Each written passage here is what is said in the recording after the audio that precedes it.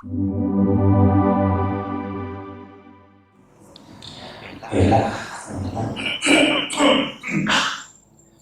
kita belajar.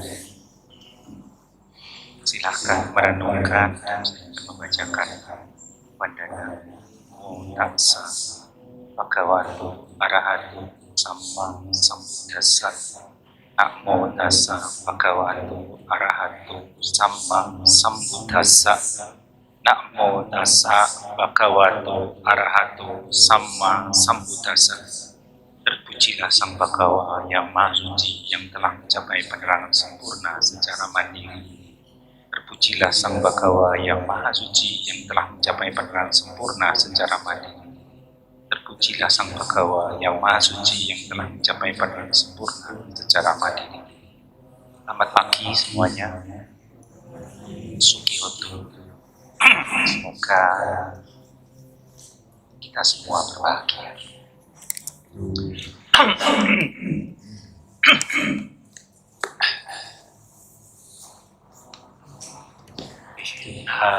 Pertama-tama terima kasih kepada para yang telah mengundang saya untuk bisa berbagi Dhamma pada hari ini. Saya mengambil tema fakta atau ilusi hidup sesuai harapan. Jadi ini bisa bersifat sedikit diskusi ya, karena saya berharap tidak satu arah. Saya mau teman-teman berbagi apa yang ada di dalam pikiran. Tidak perlu khawatir itu salah, ya kan? Kalau kita khawatir itu salah, saya tidak akan duduk di sini memberanikan diri untuk bicara. Betul ya? Kita akan selamanya nunggu kita arahan, atau paling tidak sotapanya, baru berani berbicara tentang apa. Jadi perlu dimaklumi, kita semua masih butuh jana, masih belajar. Jadi apa yang saya sampaikan sesuai dengan apa yang diajarkan oleh guru kita sendiri, Sang Buddha, harus diteliti, direnungkan, dan dibuktikan. Jangan pernah diterima mentah-mentah. Bahkan Sang Buddha sendiri memberikan kebebasan untuk itu. Oke. Pertanyaannya, waktunya berapa?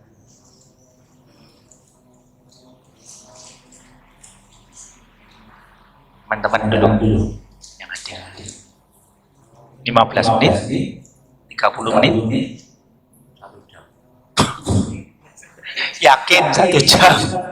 Saya duduk bersandar. Teman-teman duduknya tidak bersandar. Kita tes dulu ya. 30 menit masuk akal ya.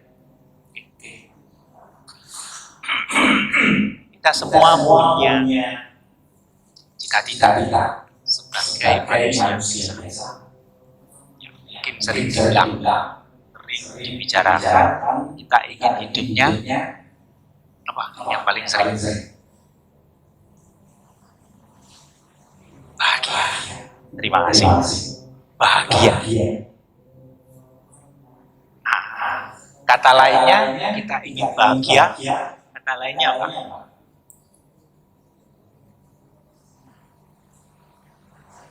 Pakai kata tidak. Berarti tidak menderita. Kira-kira apa? Bahagia dan tidak menderita. Mirip-mirip. Belum tentu sama-sama. tidak menderita, biasa-biasa saja sudah tidak menderita. Kira-kira bisa begitu. Tapi bahagia ada bahagia di dalam batin kita. Kira-kira bahagia itu mudah nggak?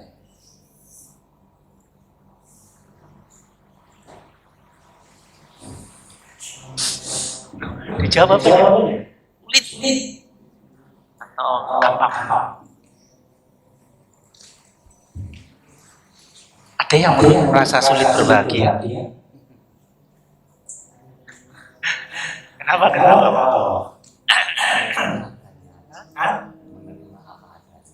Ya, menerima apa adanya sulit.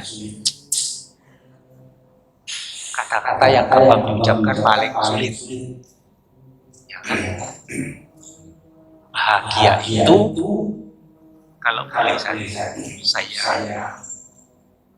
artikan atau saya anggap itu juga satu keterampilan. Betul ya? Kalau kita tidak berlatih, menguasai, ternyata tidak mudah berbahagia. Makanya banyak kata bijaksana mengatakan bahagia itu mudah, bukan menuntut hal-hal yang besar. Ada hal kecil yang bisa membuat kita bahagia di sekeliling kita. Kalau di dalam Dhamma dikatakan kita melaksanakan sila itu harus bisa berbahagia. Kenapa? Karena kita merasa bebas dari perbuatan yang salah. Betul. Orang kan hanya punya dua penyesalan. Penyesalan pertama adalah apa? Menurut teman-teman. Kalau saya kategorikan bahwa kita hanya punya dua penyesalan. Yang pertama adalah kalau pakai kata tidak melakukan yang benar. Tidak melakukan yang seharusnya. Kita punya orang tua masih hidup, tidak pernah sayang, biasa saja. Tapi setelah meninggal, baru kita merasa kehilangan. Timbul penyesalan. Kenapa waktu dulu saya nggak kasih makan? Saya belikan kesenangannya. Oh, saya sudah bekerja. Yang kedua adalah melakukan yang tidak seharusnya. Apa itu? Perbuatan salah. Kan gitu. Betul ya? Penyesalan kita kan cuma yang harus dilakukan tidak dilakukan, yang sebaiknya tidak dilakukan malah kita lakukan. Oke, baik kita belajar kembali kepada tadi ingin bahagia, tidak menderita apalagi. Yang nggak ingin kaya, semua ya, kita suka dengan kekayaan. Nah, pertanyaannya kenapa? Karena kekayaan itu membantu banyak. Ya kan, kalau kita cukup kaya, paling tidak kebutuhan fisik kita minimum bisa kita penuhi, kita hadir sekarang. Coba, kalau untuk memenuhi kehidupan saja kita tidak mampu, maka hari ini, saat ini kita tidak hadir di sini. Kita harus kerja. Berarti kita patut mensyukuri. bahwa kita bisa punya kesempatan untuk keinginan yang lain adalah sehat. Dan kita juga sehat hari ini. Panjang umur. Ya, suka kan? Ada yang nggak suka panjang umur? Nggak ada. Kita semua punya panjang umur. Jadi dia tidak menderita. Kaya. Sehat. Panjang umur. Apa ya lagi?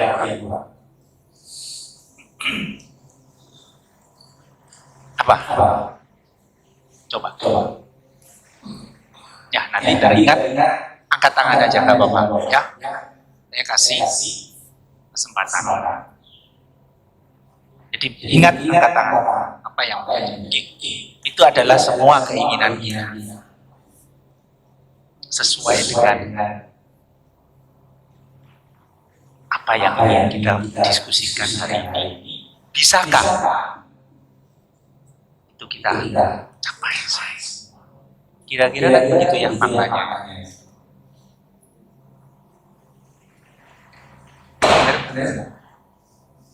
Benar. Tapi kita belajar agama apa? Hidup adalah penderitaan. Hidup adalah duka. Ya. Duka itu tidak hanya penderitaan. Kalau kita mengatakan hidup adalah penderitaan, itu adalah percuma. Hidup adalah duka. Duka itu banyak. Duka, sangkara duka, parinama duka.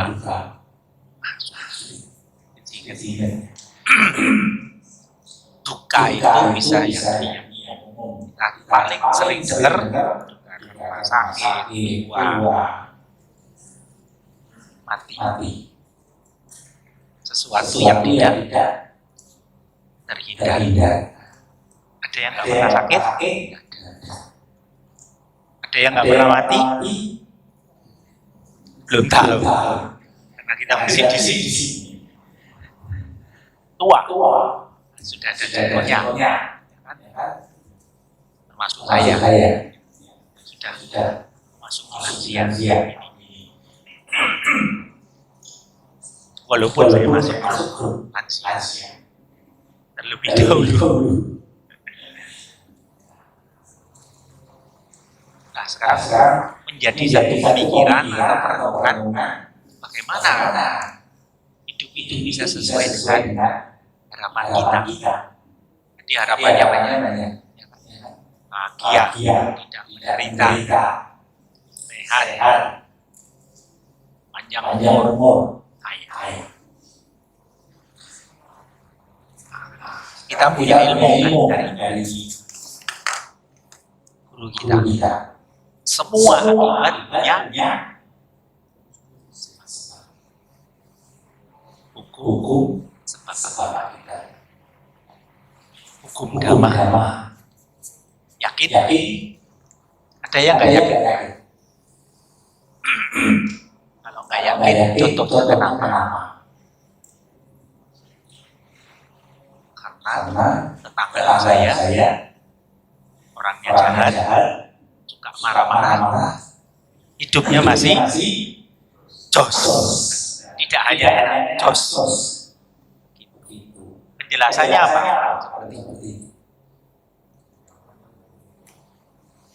Coba lebih keras. Laki-laki. Nah, apa? Karmanya muncul.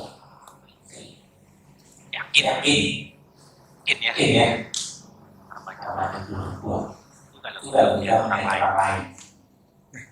Kalau kita yang alami sendiri, saya sudah berusaha, sudah banyak sama orang, kok orangnya masih jahat sama saya.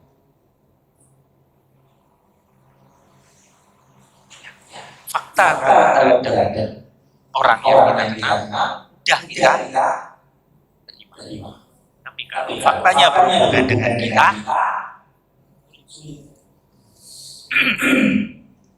Ya kalau saya ditanya, saya sudah baik sama orangnya, kan supaya untuk memutus permusuhan itu kan dengan cinta kasih. Saya sudah baik, saya tidak pernah bikin gara-gara, tapi dia selalu cari masalah. Terus apa yang saya lakukan? Pasti jawabannya sabar itu ada atasnya. Saya kan manusia biasa. Semuanya adalah apa? Kalau kita mau jujur, pembenaran untuk kita, ya kan? Dan itu memperlemah keyakinan kita, memperlemah keterampilan kita. Kita tidak setuju bahwa ada sebab, ada akibat karena sebab. Kalau kita ingin hidupnya sesuai dengan harapan kita, sebenarnya rumusnya sederhana. Apa kesimpulannya? Masih 13 menit. Kalau bisa menjawab, kita selesai. Makan. Nggak ikut. Ada yang nggak setuju? Apa kesimpulannya? Kalau enggak.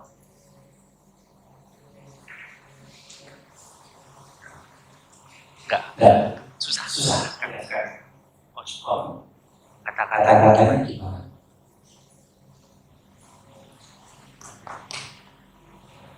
Pemimpin muda. Gini. Apa? Takut saya mengakhiri nama desa.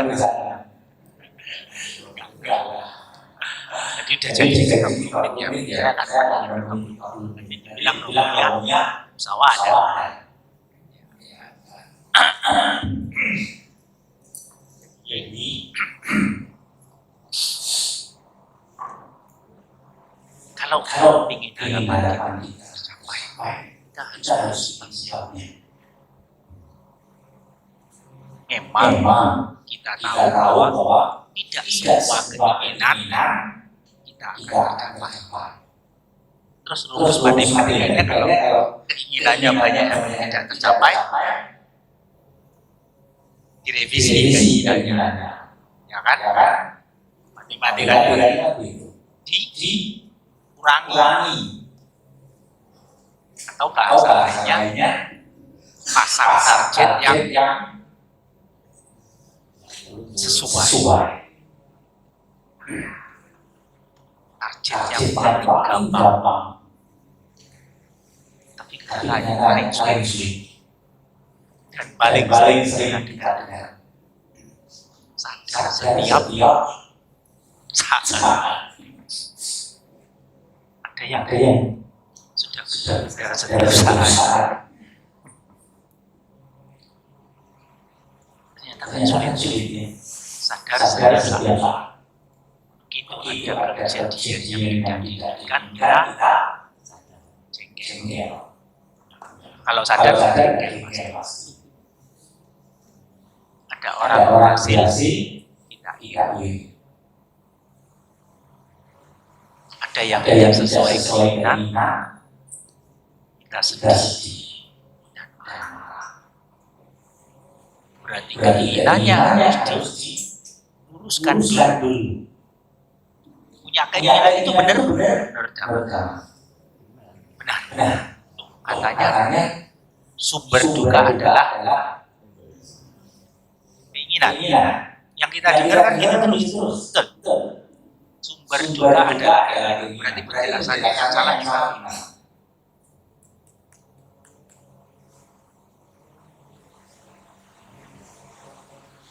Punya keinginan tidak salah. Saya pakai bahasa tidak. Punya keinginan mencapai keinginan yang salah. Enggak kan? Dan menurut saya itu harus. Jadi keinginan yang baik itu mutlak. Yang Yang adalah keinginan yang salah atau buruk. Jadi penjelasannya kurang lengkap. Makanya di sini kita harus belajar dhamma. Makanya kita hadir sama-sama belajar. Kalau nggak perbedaan, nanti saya bisa pantun mana-mana.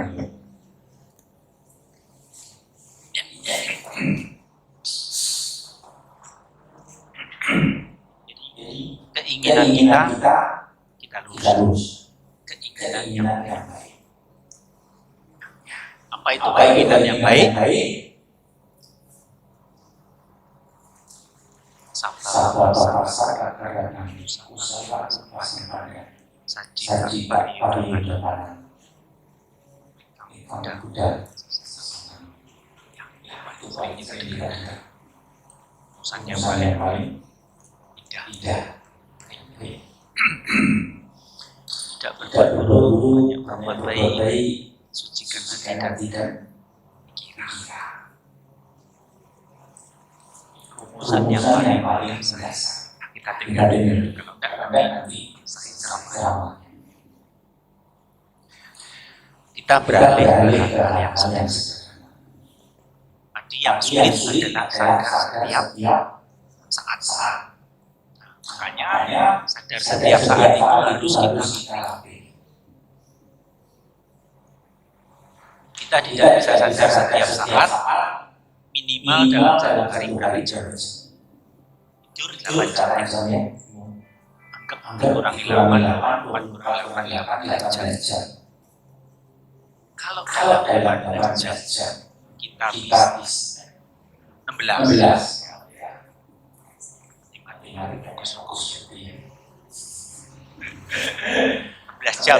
Dalam 16 jam kita bisa sadar. Baik. Sulit. Kita mulai dengan metode sederhana.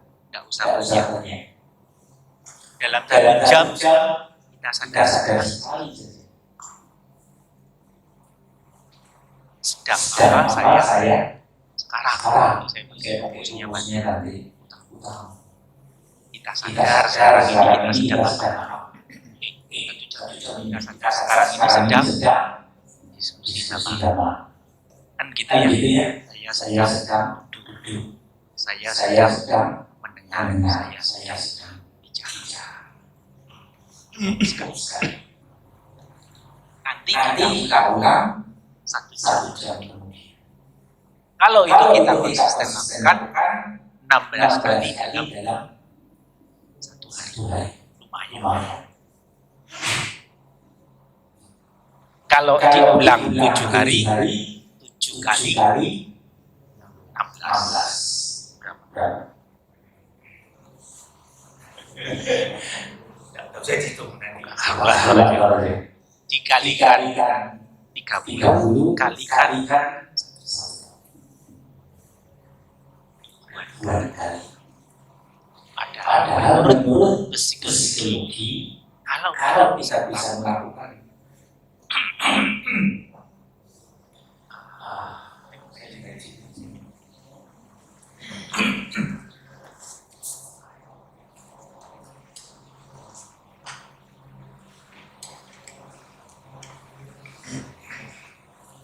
menurut psikologi kalau kita melakukan 9 kali tanpa sudah menjadi kebiasaan. Berarti kalau 7 hari saja lebih dari 9 kali.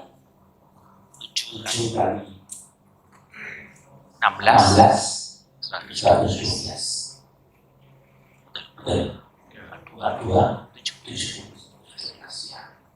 Sudah lebih dari 90 kali.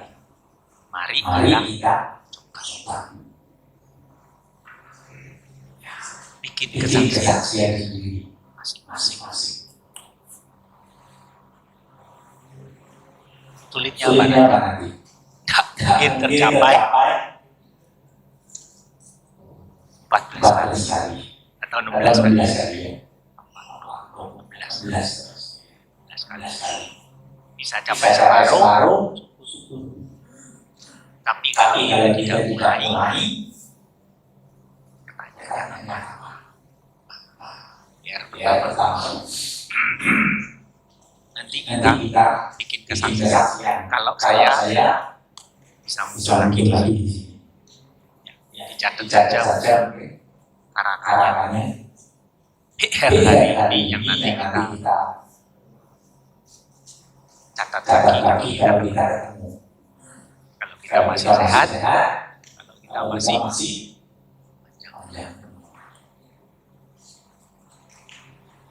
gampang kan? Cukup saja. Tidak sulit. Yang sulit adalah konsisten. Berbuat baik itu tidak sulit. Konsistennya yang sulit. Makanya ada yang mengatakan saya tidak tahu dari mana atau pikiran saya berbuat baik itu sulit kalau terbiasa berbuat jahat dan sebaliknya. Berbuat jahat itu sulit kalau kita terbiasa berbuat baik. Berarti keywordnya di mana? Kebiasaan. Terima kasih. Dicatat dan diingat. Kebiasaan. Yang tadi saya bicarakan adalah kebiasaan. Kalau 112 kali, itu kebiasaan. Kita makan 3 kali sehari, kebiasaan. Makan nasi, kebiasaan. Sudah makan nasi, minta roti. Belum makan. Oh, kebalik. Sudah makan roti, minta nasi. Karena dibilang belum makan. Padahal sama-sama karbohidrat. Wah, tinggal 6 menit. Mana ini? Kira-kira udah tahu ya yang saya maksud. Bagaimana supaya hidup kita bisa sesuai dengan harapan kita.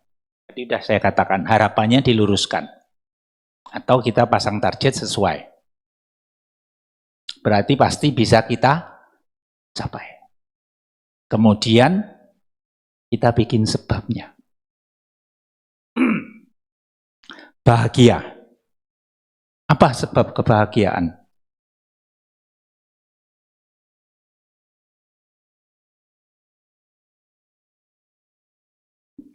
Coba bantu saya. Saya nggak ingat semua loh. Paling sering dibagiin topik ini. Sebab kebahagiaan. Punya penghasilan yang didapatkan dari sama jiwa. Punya uang yang didapatkan dari penghasilan yang benar. Kehidupan yang benar. Punya uang. Itu adalah sebab kebahagiaan salah satunya. Nanti kaya lagi. Kaya itu punya sebab bekerja. Ya kan? Ada yang bisa kaya tanpa bekerja? Ada. Ada 4. Anaknya orang kaya. Mantunya orang kaya.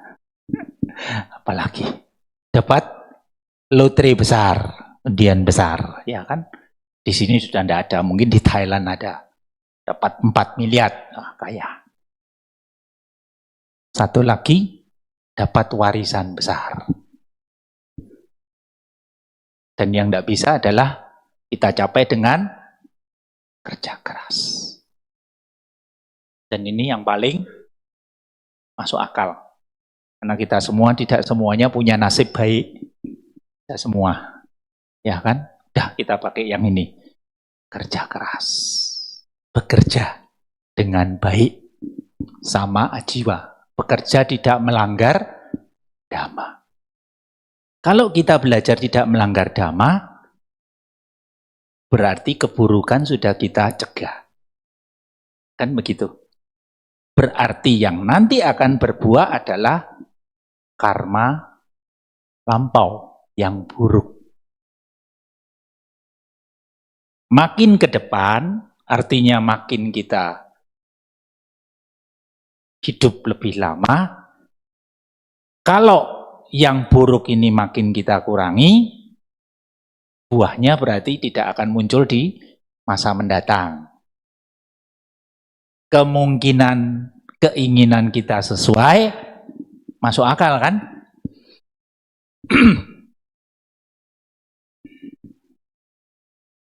Oke, apa yang belum saya bicarakan? Sehat? Sehat belum ya? Kita bicara sehat. Sebabnya sehat, cara hidup yang sehat. Nah, udah, jawaban paling gampang. Makannya sehat. Tapi kenyataannya kita suka makanan yang tidak sehat. Gorengan. Apalagi? Junk food. Ya, processed food. Ya, saya pakai arti makanan yang diolah melalui proses panjang. Kenapa? Kenapa dibilang tidak sehat junk food itu? Penjelasannya gimana?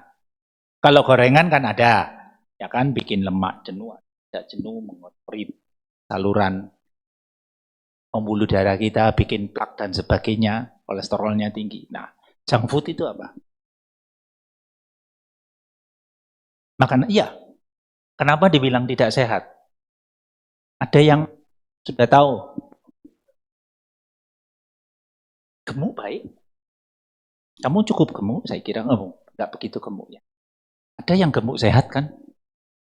Anak kecil itu kalau gemuk, papa mamanya suka. Dan teman papa mamanya suka. Yang tidak suka sebenarnya dia sendiri. Karena dia kalau gemuk berat. Ya kan?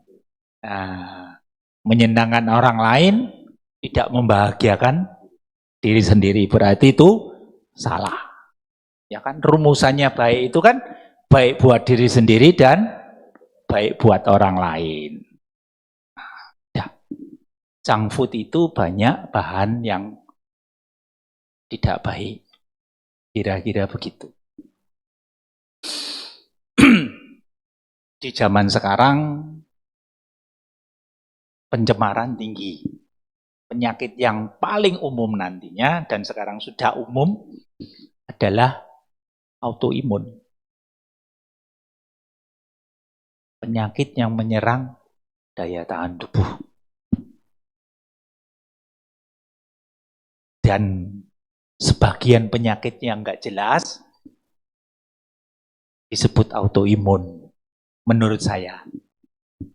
Kalau dokternya nggak bisa menjelaskan, bilang autoimun. Dan selalu berkata atau menjelaskan solusinya rumit. 30 menit habis.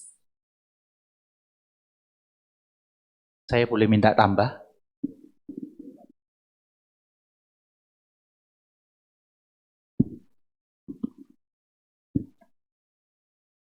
15 menit ya.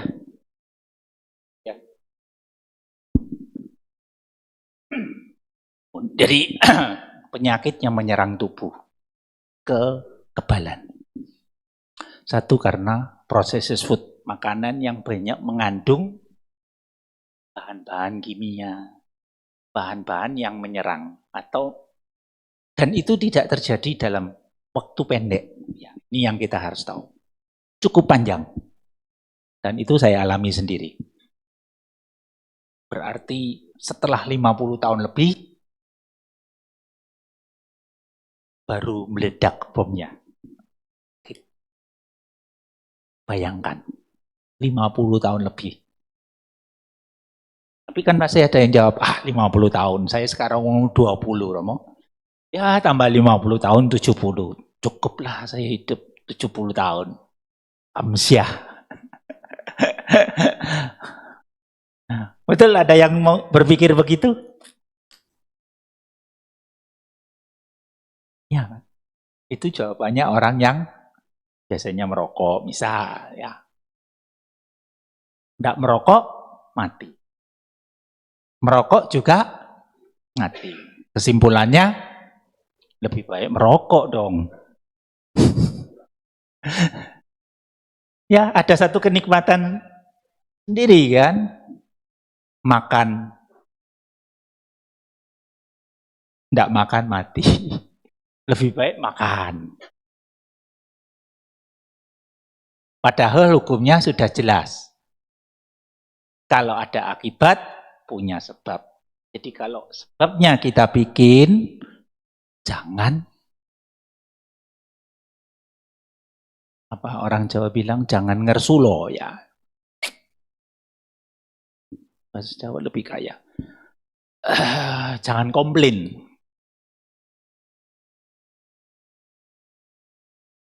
Kalau ada konsekuensi.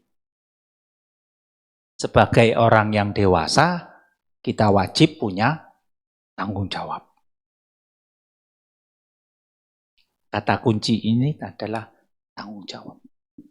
Jadi apa yang kita lakukan, karena kita punya tanggung jawab, akibatnya akan kita terima dengan lapang dada. Tanpa komplain. Jadi kalau ada karma buruk berbuah, rumusnya terima dengan lapang dada. Tanpa syarat. Bisa dilatih.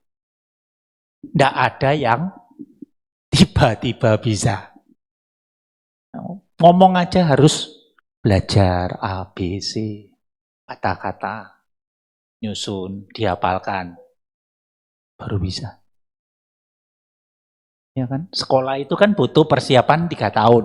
TKA, TKB, kindergarten. Bermain. Bermainnya 3 tahun. Baru sekolah dasar. Jadi menurut saya sangat wajar kalau kita semua butuh 3 tahun bermain-main dengan praktek kita sendiri.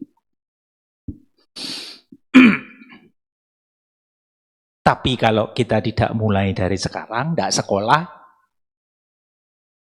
akhirnya tidak selesai-selesai juga. Kan begitu. Coba kalau kita mulai dari sekarang. 3 tahun kemudian masuk SD. Dalam praktek dhamma kita. Apa praktek dhamma yang paling sering dibicarakan?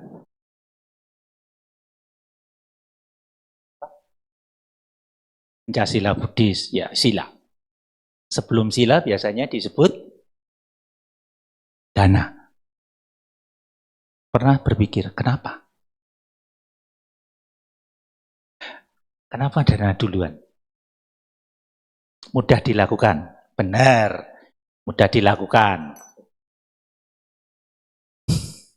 Kalau mudah dilakukan, bangun wihara nggak sulit.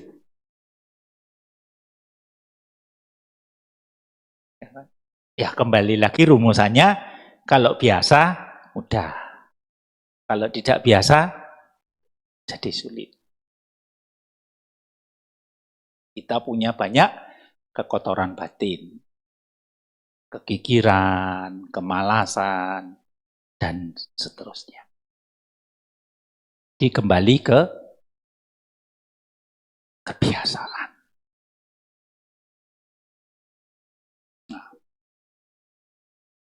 untuk sehat, hidupnya harus sehat. Makan yang sehat. Jadi kita pahami, belajar sedikit ilmu kesehatan. Dan ilmu itu bukan dalam dhamma ya. Harus cari sendiri. Belajar, kita sharing. Digoreng itu enak. Tapi kalau terlalu banyak, tidak sehat. Yang sehat adalah dikukus, buat sup. Artinya tidak digoreng. Kemudian makan makanan yang tidak banyak mengandung bahan kimia, bahan pengawet. Nggak ada yang bantah, kan banyak pengawet kan enak. Nah, lama-lama kita juga awet. Ya kalau awetnya sehat nggak apa-apa. Kenyataannya pasti sakitnya awet. Karena yang disimpan kan bahan pengawet kan.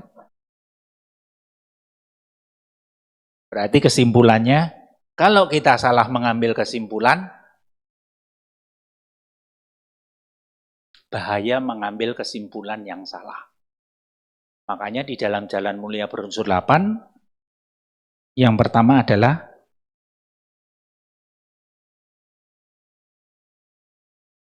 ikut KDAB kan? Enggak. Ada yang ikut apa? Jalan Mulia Berunsur 8 masa enggak ada yang tahu yang pertama? Hah? Hah? Pandangan benar, Siseko.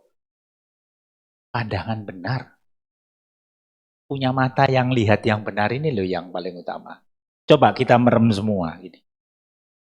Terus disuruh keluar. Tabrakan semua dan lain-lain. Iya kan? Bisa dibayangkan kan? Makanya punya mata yang baik, artinya punya pandangan itu sangat bermanfaat. Saya aja mesti pakai kacamata. Karena punya kekurangan kan begitu. Supaya bisa melihat dengan jelas, pasang kacamata. Makanya pandangan benar itu nomor 1. Kenapa di dalam, tadi tidak baca, Manggala Sutta itu dikatakan tidak bergaul dengan yang bodoh. Karena yang bodoh itu tidak punya pandangan benar. Orang bodoh itu ngeyel. Ngeyel kalau dia benar. Kemudian dia tidak punya tanggung jawab.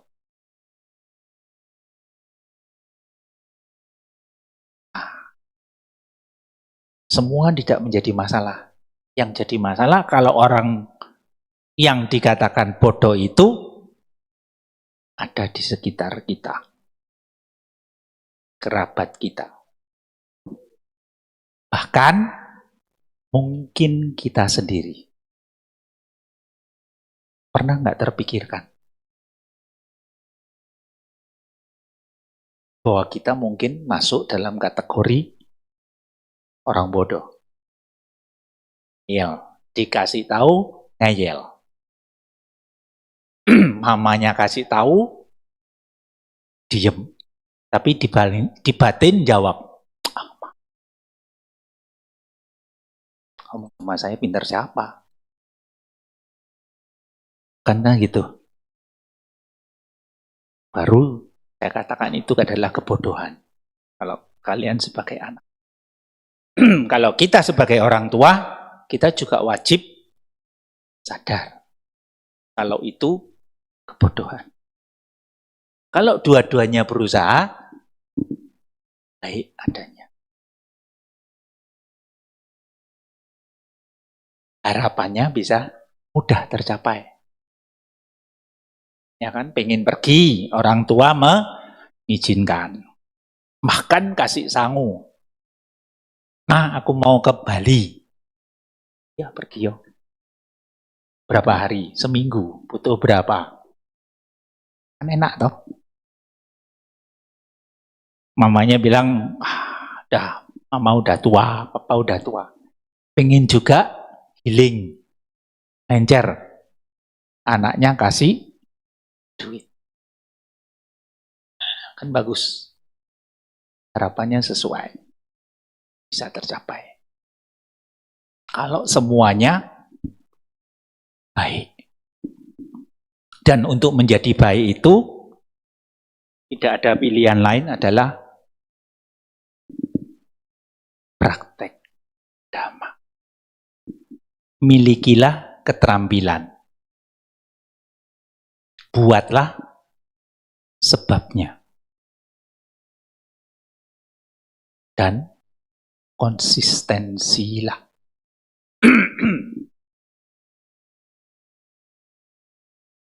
Sebegitu sederhananya, teman-teman. Mudah diucapkan,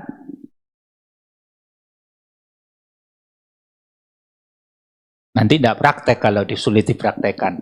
Tidak mudah dipraktekkan secara konsisten. Makanya anjurannya ya mari kita konsisten. Tadi yang 16 jam pertama hari ini. Udah dikurangi ya, kita tinggal berapa jam ini? 10 jam lah.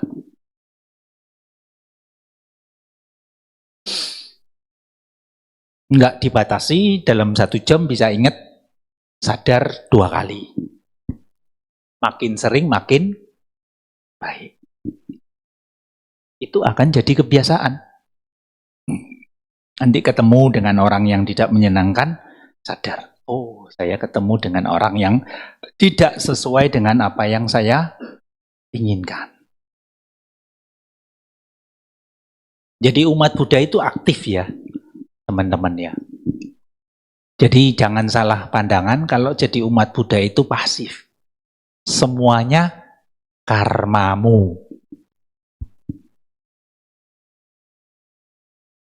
Kan nggak bisa gitu. Makanya kenapa dari tadi saya memberikan contoh, kalau di lingkungan terdekat kita, itulah yang terjadi. Bagaimana tindakan kita?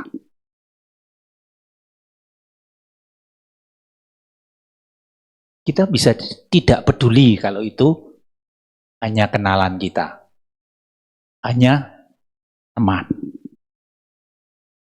Tapi kalau itu pasangan, anak, orang tua, mertua, bagaimana? Apakah boleh kita diam?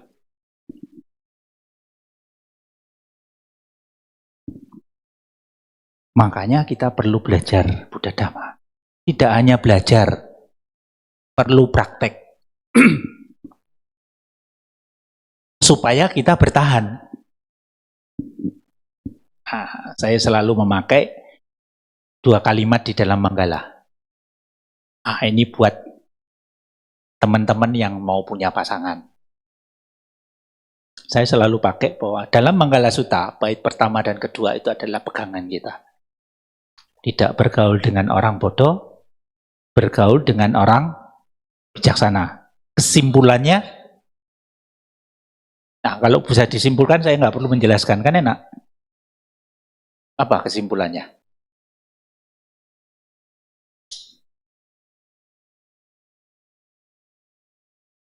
Jadilah orang bijaksana.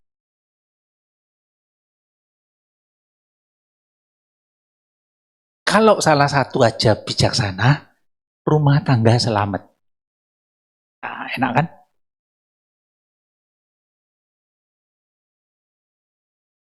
Kalian punya pasangan. Pasangannya saat itu jadi raksasi. Jadi, kalau laki apa ya? Raksasa. Bisa lagi.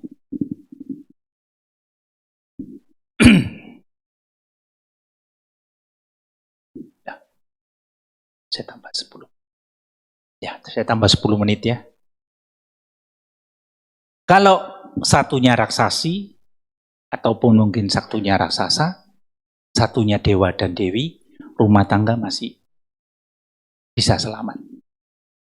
Tapi kalau sudah raksasi dan raksasa, buyar. Jadi kalau satunya marah, satunya harus diam. Satunya jadi orang bodoh, satunya harus jadi orang bijaksana. Kalau dua-duanya bijaksana, berkahnya luar biasa.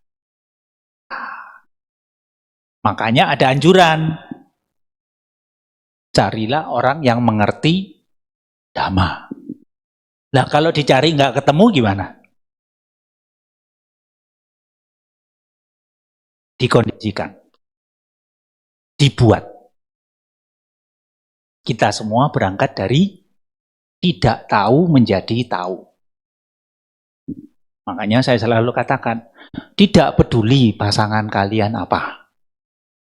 Berangkat dari mana? Kan orang kawin itu beli kucing dalam karung. Ya kan nggak jelas. Ada yang yakin bahwa pasangannya itu baik. Pacaran 7 tahun, masih bisa cerai. Hidup rumah tangga 30 tahun, masih bisa cerai juga. Kenapa? Karena tidak konsistensi jadi orang baik. Kalau konsistensinya jadi orang baik, pasti selamat.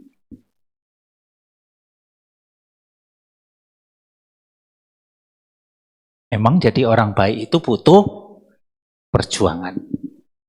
Jadi orang buruk tidak butuh perjuangan. Kenapa?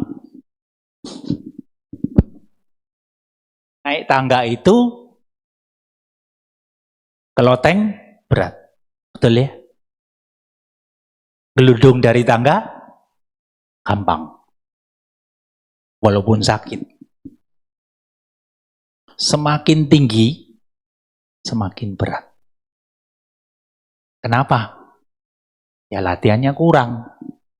Coba latihannya lebih banyak. Ya kan? Makanya kenapa tadi saya ngomong, kalau kalian duduk terlalu lama, keringingen enggak tahan. Ya. Kalau sudah enggak tahan, enggak konsentrasi. Makanya kenapa saya pecah-pecah 30 menit. Karena katanya ceramah itu 30 sampai 40 menit. Sebenarnya hubungannya sama yang duduk. Yang dengar. Yang ngomong sih 2 jam nggak apa-apa. Ya kan? Paling dikomplain sama pemimpin. Coba bakti. Pan saya pulang. Yang duduk di sana kan susah. Kenapa? Ya karena kita duduk tidak bersandar. Bersandar itu enak. Maka bersandarlah dengan keyakinan. Kita punya keyakinan dan kita punya latihan. Kalau kita meditasinya 15 menit sehari, ya yang tadi cuma 7 menit itu ringan. Makanya harapan saya, kalau bisa, setiap wihara itu punya kebiasaan 15 menit. Nggak apa-apa lah ceramahnya kurang. Meditasinya 15 menit. Kita saja grup lansia 15 menit. Betul kan, Ciyong? Bahkan kita punya program tidak hanya sekali di dalam sehari. Saya sudah minta 2 kali sehari. 15 menit. Ditambah baca perenungan. Ditanya, Ciyong perenungannya apa? Itu dibaca pelan 15 menit. Berarti kita punya 1 jam berbuat kusala. Hal-hal yang baik. Jadi kebiasaan. Karena kita sadar, jadi orang tua itu butuh persiapan pindah alam. Ada yang sudah siap? Nggak yakin. Sekarang bisa bilang yakin. Nanti waktunya tiba, ketakutan itu muncul. supaya kita yakin, sekarang kita latih. Setiap saat ada hal buruk terjadi, kita berlatih.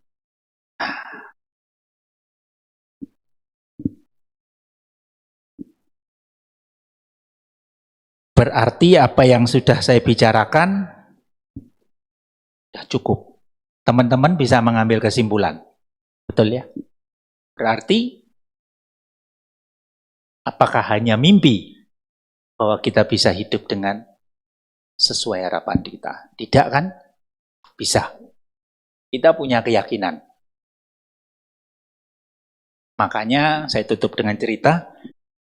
Singkat sih, mungkin pernah dengar bahwa ada yang namanya Biku Siwali, lambang Jaisen Ye kalau dalam kepercayaan Tionghoa. Biku yang sangat mujur di dalam era Buddha Gautama. Ada patungnya di sini, mungkin nggak ada. Biasanya patungnya bawa payung kalau tidak salah. Payung untuk meditasi, jadi payung dan berdiri. Bahkan ada paritanya si wali. Sehingga ada kepercayaan orang baca parita si wali. Kalau baca parita tanpa praktek, percuma.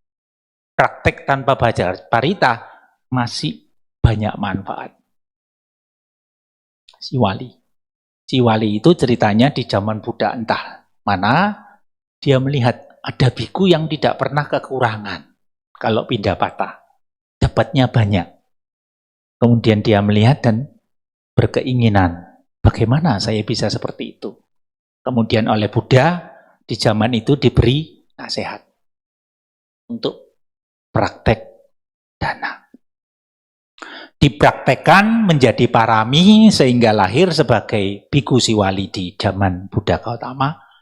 Beliau tidak pernah kekurangan. Tapi ada cerita.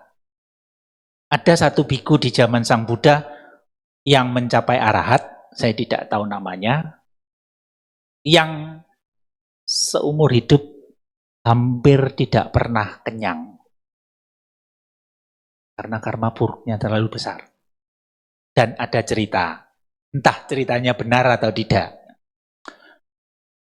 Mereka berdua berjalan berpindah patah. Nggak dapat apa-apa. Jadi keberuntungannya si wali pun kalah. Seperti awan, seperti matahari tertutup awan. Makanya kesimpulan saya cukup make sense. Kalau bergaul dengan orang bodoh itu harus kita hindari. Bergaul dengan orang buruk itu dihindari. PR-nya, kalau orang buruk itu orang dekat kita bagaimana? Pasangan, anak, orang tua. Apa yang harus kita lakukan? Saya kira bisa menjawab sendiri ya. Kalau enggak nanti ceramahnya kan enggak berhenti. Ya. Jadi PR kita itu aktif. Kita harus aktif. Duka itu itulah. Apa yang terjadi itu ada di sekeliling kita. Makanya kita harus praktek. Kita sendiri akan menjadi kuat. Kalau ada pisau yang tumpul, kita jadi batu pengasahnya. Tidak peduli diasah sekali, 10 kali, tapi kita punya keyakinan selama diasah pasti tajam. Hanya itu keyakinan kita. Jadi selama kita lakukan, pasti akan berhasil. Selama melangkah, kalau peribahasa Cina itu mengatakan, pasti akan sampai. Oke. Kira-kira kesimpulannya begitu. Semoga kita semua bisa pulang punya keyakinan bahwa hidup kita bisa kita rubah. Jangan sampai kita yang berubah karena orang bodoh yang kita temui. Kan gitu. Ya. Oke. Terima kasih buat semuanya. Semoga bisa menambah keyakinan. Jadikan kita bertambah maju. Semoga semua makhluk berbahagia. Semoga apa yang telah kita lakukan menjadi kondisi untuk pelenyapan batin dan menjadi kondisi untuk pencapaian nibbana. Sabi sata bhavantu sukitata. Sadu, sadu, sadu. Terima kasih. Nanti kalau ada yang bicara dengan saya nanti, boleh. Habis kebaktian saja. Jadi, tidak perlu tanya jawab ya. Setuju ya? Ya, setuju ya? Maksa ini. Ya, karena terlalu lama nanti. Ya. Nah, gitu. Kalau mau ngobrol, boleh. Gitu ya. Terima kasih. Terima kasih.